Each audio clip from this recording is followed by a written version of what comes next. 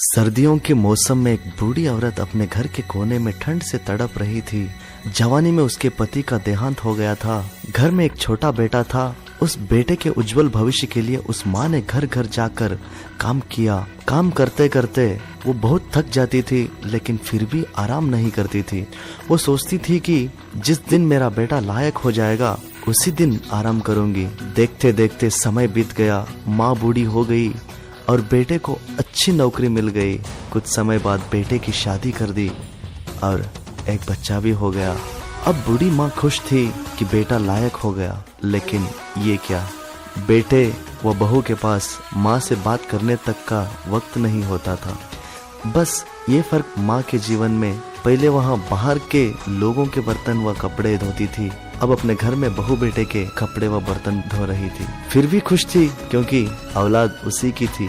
सर्दियों के मौसम में एक टूटी चारपाई पर बिल्कुल बाहर वाले कमरे में एक फटे से कंबल में सिमट कर माँ लेटी थी और सोच रही थी, आज बेटे को कहूंगी तेरी माँ को बहुत ठंड लगती है, एक नया कंबल ला दे।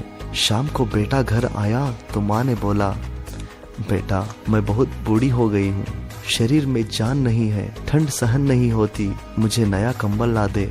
तो बेटा गुस्से में बोला, इस महीने घर के राशन में और बच्चे के एडमिशन में बहुत खर्चा हो गया, कुछ पैसे है पर तुम्हारी बहू के लिए शाल लाना है, वो बाहर जाती है, तुम तो घर में ही रहती हो, सहन कर सकती हो, ये सर्दी निकाल ले, अगले साल ला दूंगा। बेटे की बात सुनकर माँ चुपचाप सिमट कर कंबल में सो गई। अगले सुबह देखा तो दोस्तों, उस बूढ़ी माँ, जब अगले सुबह देखा तो वो माँ इस दुनिया में नहीं रही। सब रिश्तेदार पड़ोस एकत्रित हुए। बेटे ने माँ की अंतिम यात्रा में कोई कमी नहीं छोड़ी थी। माँ की बहुत अच्छी अर्थी सजाई थी, बहुत महंगा शाल माँ को उड़ाया था। सारी दुनिया अंतिम संस्कार देखकर कह रही थी, हमको भी हर जन्म में है भगवान ऐसा ही बेटा मिले। मगर उन लोगों को क्या पता था कि मरने के बाद भी एक माँ तड़प रही थी, सिर्फ एक कंबल के लिए, सिर्फ एक कंबल के लिए। मेरा उद्देश्य इंसानों को, अंदर मर चुकी इंसानियत को जिंदा करना है।